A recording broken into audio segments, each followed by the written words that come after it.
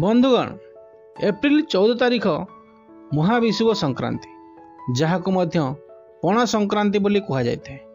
एही दिन ठारू ओडिया नुआ वर्षर आरंभ होता है एवं एही दिन ठारू एही 6 गोटी राशि भाग्य बदलिबाकू जाउअछि। प्रभु बजरंग बाली कृपारु एमानंक भाग्यर कबाट खोलिबाकू जाउछि। एमानंक समस्त मनस्कामना पूर्ण हेबाकू जाउछि।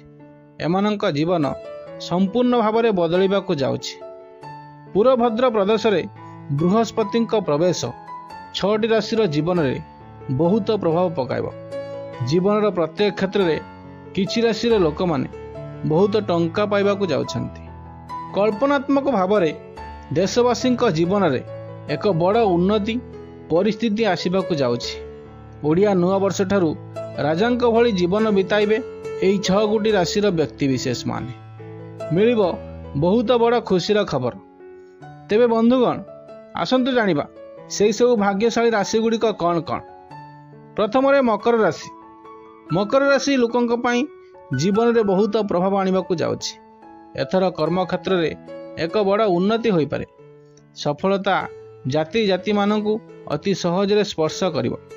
देशवासी जीवन में पदोन्नति दरमा वृद्धि चाकरी रे सुजोग रहिबो। आर्थिक उन्नति आयर नूतन रास्ता खोलिबो। परिवार समस्त सदस्यों सहित भल संपर्क हेबो। पूर्व अपेक्षा संपर्क भल हेबो। द्वितीय तुला राशि। आपणको आपण जीवन में एबे अपार सफलता मिलिबार संभावना नजर आसुछि। आपणक घरे सुख समृद्धि एवं धनर आगमन होई पारे। आपण एही पणा संक्रांति परठारु किछि नुआ करी देखाई पारंती। आपण माननकु दूर यात्रा करिवार सुजोग मध्य प्राप्ति हेबो। यह सहित कार्य क्षेत्र में आपणकर नुआ नुआ सांगसाथी बनिबार लागिबे। कोर्ट कचेरी मामला रे आपणको सफलता निश्चय प्राप्ति हेबो। बेरोजगार युवक माननकु भल चाकरी मिलिबार संभावना अछि। तृतीय वृष राशि। आपणको आर्थिक क्षेत्र में बहुत उन्नति हासिल हेबो। आपणको आगामी समय बहुत शुभ रहिबो। व्यापार वाणिज्य क्षेत्र में धन लाभ होबार पूरा संभावना बनुछि। एही समय आपणक यात्रा लाभदायक सिद्ध हेबो। आपणक जीवन में आसिबाकू थिबा सबु प्रकार दुख एवं कष्टर अंत घटिबाकू जाउछि। चाकरी करिथिबा व्यक्ति मानक पई एही पणा संक्रांति परठारु बहुत शुभ रहिबाकू जाउछि। आपणको आपणक जीवन में एबे बहुत बड़ सफलता मिलिबार योग बनुछि। आपण मानकू आर्थिक संकट ठारू मुक्ति मिलिबो। आपण मानकू निश्चित भाव में सफलता मिलिबो। आपण समाज रे एक नुआ परिचय सृष्टि करि पारंती। चतुर्थ कन्या राशि। आपणक घरे सुख समृद्धि एवं धनर आगमन हेबो। जहा फल रे सामाजिक प्रतिष्ठा रे आपण मानक भाग्य खोलिजिबो। आपणको व्यापार वाणिज्य क्षेत्र में लाभ हेबार संभावना बनुछि। चाकरी क्षेत्र में उन्नतिर कौनसी बड़ खुशी खबर आपणको प्राप्त होई पारे। धन रे अपार वृद्धि एवं चाकरी रे प्रमोशन हेबार संभावना नजर आसे।